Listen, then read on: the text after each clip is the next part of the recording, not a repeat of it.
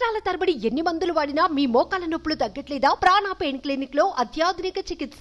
ఎన్నికల్లో ఇచ్చిన హామీలను తెలంగాణ సర్కార్ విడతల వారీగా అమలు చేస్తుంది.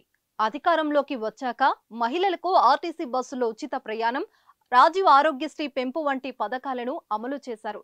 200 యూనిట్ల వరకు ఉచిత కరెంట్, 500 రూపాయలకే గ్యాస్ సిలిండర్ వంటి పథకాలను అమలు చేశారు.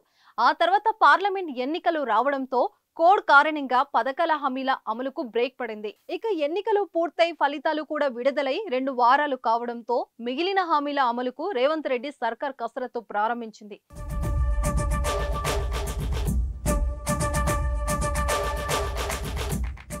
త్వరలోనే మహాలక్ష్మి పథకం కింద 18 సంవత్సరాలు నిండిన మహిళలకు నెలకు 2500 రూపాయలకు అందించే పథకానికి శ్రీకారం చుట్టాలని భావిస్తోంది.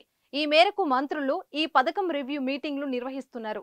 అయితే ఈ పథకం అమల్లో ప్రభుత్వం కొత్త ట్విస్ట్ ఇస్తున్నట్లు తెలుస్తుంది. మహిళలకు ప్రతి నెల 2500 రూపాయలు అందించే స్కీమ్ పై పొన్నం ప్రభాకర్ కీలక ప్రకటన చేశారు. ప్రభుత్వం నుంచి ఎలాంటి పెన్షన్లు పొందని కుటుంబాల్లోని మహిళలకు మాత్రమే నెల 2500 రూపాయలు అందేలా నిబంధనలు తీసుకువస్తున్నట్లు తెలిపారు.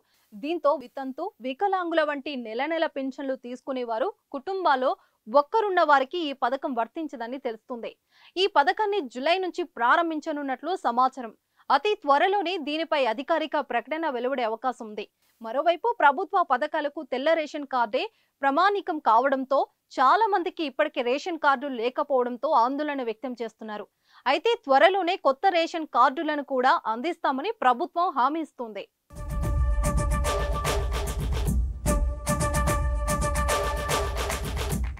సుమన్ టీవీలో మీ పర్సనల్ అండ్ బిజినెస్ ప్రమోషన్స్ కోసం కింది నెంబర్కి కాంటాక్ట్ చేయండి.